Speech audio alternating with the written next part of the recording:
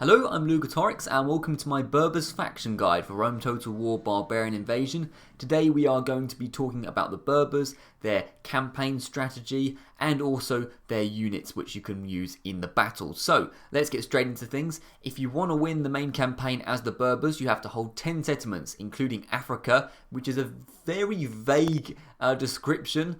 But I believe it is one of these settlements up here. We'll check it out at some point. And Egyptus, which is Egypt, you can probably guess. But basically, you have to take some settlements in the north of Africa, but not really that many settlements that you have to take, which is quite good.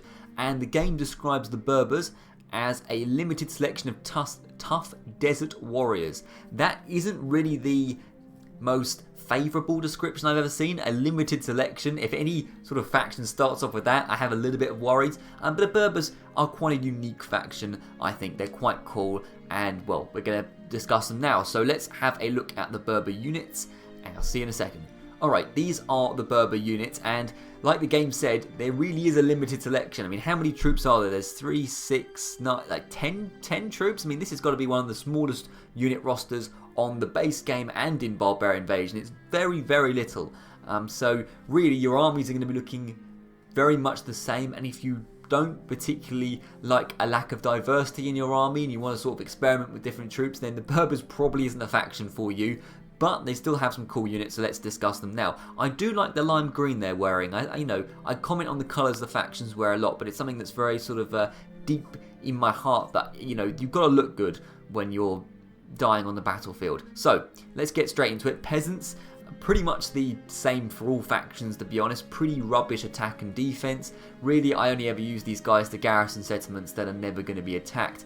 But what's cool about the Berber peasants is they do have a combat bonus in deserts. Now, I'm not sure exactly what that combat bonus is, but trust me, it won't be enough to actually make them into decent troops. But I suppose if it's a peasant on peasant battle in the desert, you have a slight advantage, but really, don't be relying on peasants. There are better units than that, that's for sure. And talking of better units, we'll start off with the Berber Axemen. Now, this is a fairly offensive unit because Axemen are kind of inherently offensive. But what's cool about them is they're effective against armour. Now, they only have an attack of 6, which isn't particularly amazing in the first place, but effective against armour means that these troops are still going to sort of retain their usefulness as the campaign goes on. Obviously, as the campaign goes on, you've got your opposition factions, your rivals, whatever you want to call them, and they're going to be upgrading their tech systems and all that and getting eventually some better armour, chainmail and what have you. And any unit that can penetrate that armour is going to be useful in the late game because really without that the opposition armies can be quite formidable if they have actually teched up. So although the Berber Axemen aren't amazing, to be honest, but they're not terrible either. The fact that they're effective against armour is pretty good. Now, what I don't particularly like about Axemen, and this is a common trait for Axemen, is they may charge without orders. If you like a sort of nice orderly army where you've got your sort of spearmen and they're going to stay in their position and do as they're told, this isn't really the faction or definitely the unit for you, because the Berber Axemen are, like most Axemen, quite unwieldy. They will just go ahead sometimes and start chopping people's heads off, and that can put them in a bad position. But if you do want a unit that can sort of maybe take the initiative and again chop a few heads off, then the Berber Axemen will do a decent job, that's for sure. And we're going to get on to the Mountain Men. I like that name, that's a good name indeed. 7 attack, 14 defense, so a more sort of defensive unit. One of the toughest individuals who survive beyond the edges of society. And yeah, you don't see these guys very often. But what's cool about them, they can just sort of hold a line, they can do a decent job. 14 defense is pretty solid in the early game, that's for sure. Again, may charge without orders is a little bit annoying, if I'm being honest, but I guess, it's the kind of thing that happens. A combat bonus in deserts is good, and of course, if you're going to be fighting as the Berbers, you're going to be fighting in the deserts a lot, so having a combat bonus in deserts, if you're going to be fighting Roman troops, which is probably what you're mostly going to be fighting the whole game really, unless you go as far as the Sassanids maybe, which may have a few combat bonus desert troops, but really, you're going to have the advantage in that sense, because the sort of lay of the land, the environment, the atmosphere, it's in your favours. That's quite cool about the Berbers. Good stamina as well means that if you do have to manoeuvre your armies across sand dunes or whatever, these guys aren't going to get too tired, so their morale isn't going to suffer. So not a terrible unit, but not amazing either, to be honest. Then we get onto Hillmen. Now, Hillmen are in the base game of Rome Total War. I think the Parthians have them, and the Armenians might have them as well. These guys look slightly better, if I'm being honest. 7 attack, 10 defense isn't amazing, but what's quite cool about them is a missile attack of 11. Now, 11's not too bad at all, actually, particularly for a sort of less sophisticated faction, which the Berbers are. But what's cool about them is they're sort of a mix. I mean, they really are light troops, but they can kind of hold a line a decent amount because there's quite a few of them, and their defense isn't terrible. Again, a combat bonus in deserts and good stamina, but they're fast moving as well, which isn't particularly sort of common for kind of sort of more spearman units. So it's kind of a bit of a hybrid unit that you can kind of use in a sort of utility way, and they can sort of be defensive. They can sort of hold there and stand with their 120 men. Of course, the more men in a unit, the better, because it takes more to physically get them down.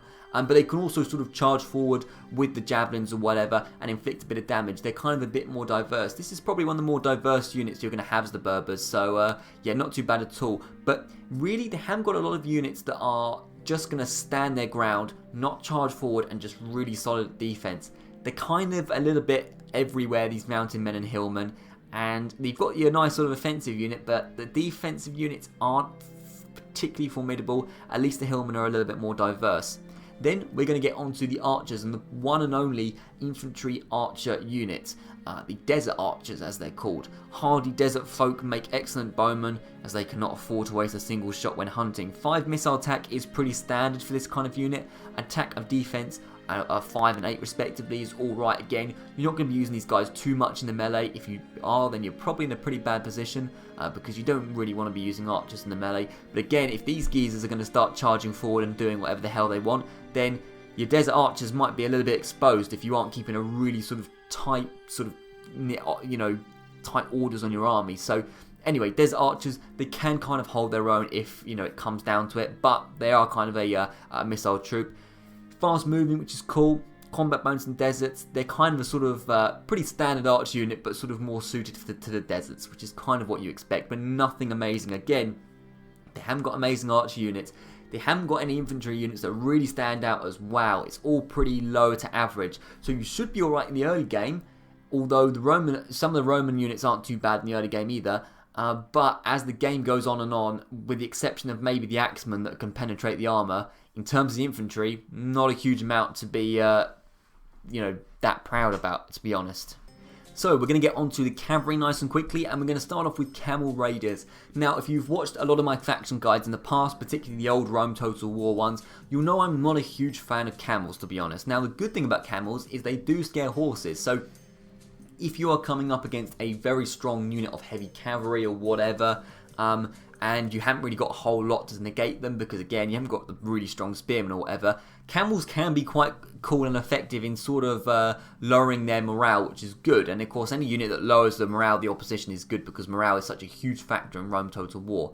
The defense actually isn't too bad for camels as well, 14. Attack of 6 is a little bit underwhelming, but coupled with the charge bonus of 5, they can do a decent job. But, again, this is the problem with camels and kind of the problem with the Berber army in general, to be honest, is they make charge without orders, and camels I just find are a little bit unruly.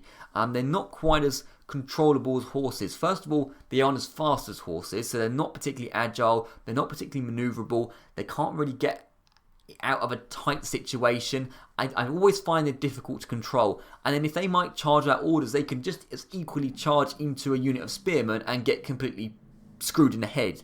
So really, I'm not a huge fan of camels. If you do like camels, this seems like a pretty solid unit, but I would personally stick to the horses. Of course, what is good about camels, usually, is that they have a sort of combat bonus in deserts, so they're quite good in a sort of desert environment, but it doesn't even seem like these guys do, so yeah, I'm not a huge fan, to be honest, but, if you like camels, good for you, I guess. Now we're going to get on some proper cavalry, finally, and we're going to start off with the Moorish Raiders, highly skilled light cavalry. So, light cavalry, of course, really isn't used as a sort of powerful shock unit. What they're more used for is, first of all, at the end of the army, they're quite good at sort of chasing down troops because they're fast moving. So if the enemy are sort of being cowards or whatever and running off, well, the Moorish raiders will catch up to them and make sure justice prevails. And of course, they're good in the desert as well, which is cool. Again, made charge out orders a little bit frustrating, but what light cavalry is also good at is if you are in a sort of precarious situation and you have your infantry fighting the opposition infantry and you desperately, very, very quickly need to get a unit of cavalry around the back or the side to hit the opposition and sort of sandwich them, cause that sort of morale break, then the Moorish raiders will get there quickly at least. Now for light cavalry, the stats of the Moorish raiders aren't too bad. A 7 attack is pretty standard, maybe a little bit higher than average, but 16 defense isn't all that bad at all. What you find commonly with light cavalry units is that if you do try and get them in a sort of long slugging match, it doesn't really work because they'll charge in, they might do a little bit of light damage, but then they'll very quickly just sort of disintegrate. That's not what they're sort of used for. But actually with a 16 defense, if you are desperate, if you do need a unit just to stand their ground for a while and just sort of chunk through men, as light cavalry goes, Moorish raiders, not too bad at all. So yeah, I'm more of a fan of these than the Camels, that is for sure. And then we're going to get onto the Berber Lancers. Now, cavalry best used to charge into an enemy. Their attack is 4. That is attack once they've sort of charged in. Pretty underwhelming, to be honest. In fact, that's really quite low indeed. But what is high and what sort of compensates for that is the 8 charge bonus. 14 defense isn't bad, but the 8 charge bonus. And what that means is that this is quite a good shock unit. You're gonna, if you're again in a sort of similar situation to what I just described, you've got your offensive line, the defensive line, they're sort of slugging it out, and you need a unit quickly just to bang, charge in and cause a lot of damage and hopefully get a sort of domino effect of morale breaks. The Berber Lancers aren't too bad at that at all because they inflict a lot of damage very, very quickly. The problem is, if they don't manage to get that break, if they fail the charge, which, you know, knowing Rome Total War AI is quite possible, or if they're fighting a strong unit in the late game and they don't get that charge, then they're not going to be particularly useful once they're in the thick of it. You'd probably have to move them out and then get them to charge back in, and that's going to take time. So, you know, situationally, the Berber Lancers can be quite good indeed. They can turn the tide of a battle if things are going very close and you're just waiting for that first unit, that first opposition unit to break, and you desperately need a break for the opposition. Then the Berber Lancers can deliver that quite consistently. The problem is, of course, if it fails, they're not as useful as most other cavalry units because 4 attack is pretty rubbish, to be honest. But the 8 charge bonus, it isn't too bad at all.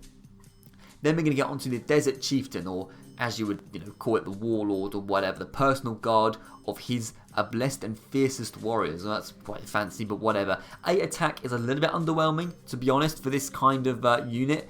But 20 defense is good, of course. You need good defense for your Warlord because if he dies, then the whole thing's going to go to hell because it's going to cause a huge morale drop, and that's what you don't want. Good morale, which I believe this is the first unit with good morale we've seen. Very disappointing.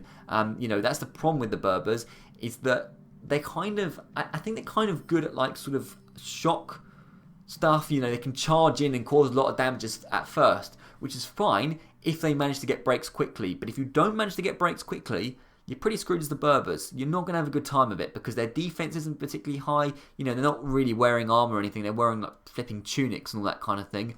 And their morale isn't great. They're not going to stand up for a long time. So, you know, not the greatest army I've ever seen in Barbarian Invasion, that's for sure. But the Chieftain, not too bad because obviously it's the main geezer, but doesn't cause a huge amount of damage. A little bit disappointing. And then finally, the Desert Cavalry. Now, I am a big fan of my Horse Archers, that is for sure. I do like my Horse Archers indeed, and this is a pretty decent unit, so we're finally onto a good thing. A missile attack of 8 for Horse Archers isn't too bad. You know, you quite often see a missile attack of like 5 or whatever, so 8, not too bad at all. And what's great about Horse Archers in general, and this is pretty much goes for all Horse Archers, is that they're just overpowered in this game, which is great. I love a good overpowered unit. They can just stand from a distance, fire in. The opposition can't reach them because they're so fast. They're fast moving, good stamina. So they're going to run around quickly for a long time. And if they come anywhere near you, they just drop back and start firing more arrows, and it's all good. We've got to be wary with Desert Cavalry is if you do have them on skirmish mode, make sure they don't get trapped in a corner or whatever, because if they do get engaged in a melee fight, they will die very, very quickly. But use them cleverly and they'll do a pretty decent job.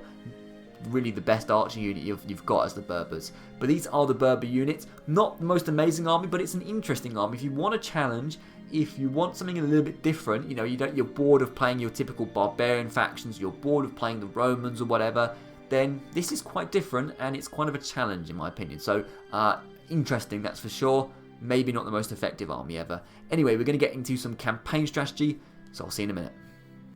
And here is the Berber starting position. A storm from the east, that's the Huns. If the Huns ever come anywhere near you, then you really are in trouble. I don't know how that's going to happen. The Huns are the complete opposite side of the map to you. We'll show you that in a second. And it's going to worry you about the Vandals as well. Yeah, and again, not too much of an issue. And a powerful faith, paganism. So, yeah, the Hordes start off over here. So if they ever reach your territory, then they've done a pretty damn good job. That's all I can say. The Berbers start off with 2 regions.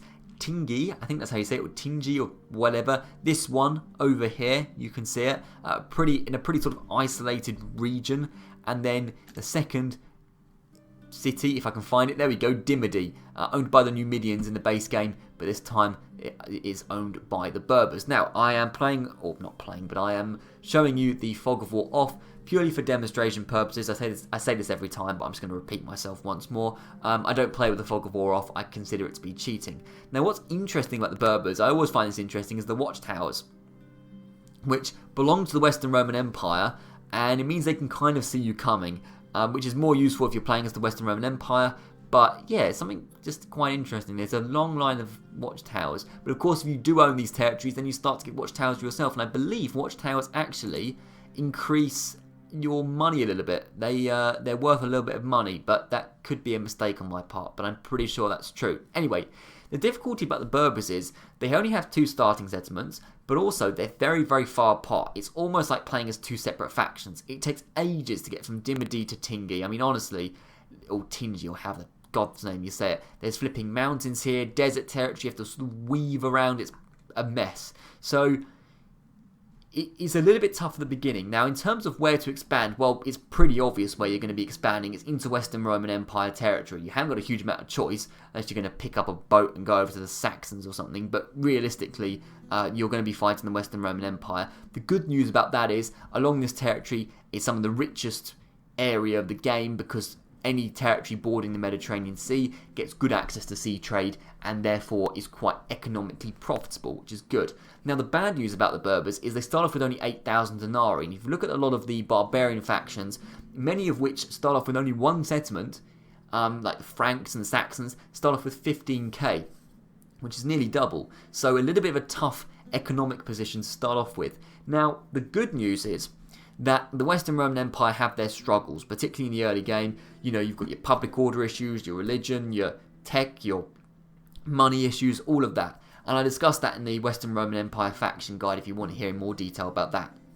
So the Western Roman Empire have got a huge amount of turmoil, and what it means is that although these settlements are under Roman control, they are a bit vulnerable. You can see Carthage barely has anything in it, so you can kind of sneak up on them and take that. Leptis Magna, practically empty. So, shouldn't be too difficult taking these regions. So, although the Western Roman Empire, they've got some alright units, they've got a huge amount of territory, as the Berbers, it's not too difficult just to sort of sneak around the back and pick them off.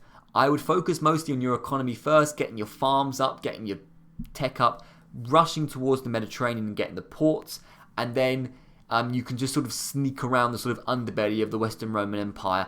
I would then go through Italy as opposed to going across to Egypt, but bear in mind you do need to take the sort of Egyptus region at some point, and this is hugely profitable. But personally, I wouldn't want to go to war with the Western Roman Empire and the Eastern Roman Empire at the same time.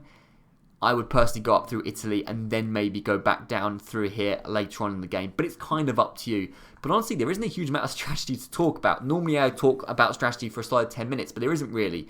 Obviously I would rush towards these regions because they have ports, which is good. We've discussed that economy is a bit of an issue, and these settlements are a lot more valuable than little old Dimidi in the middle of nowhere.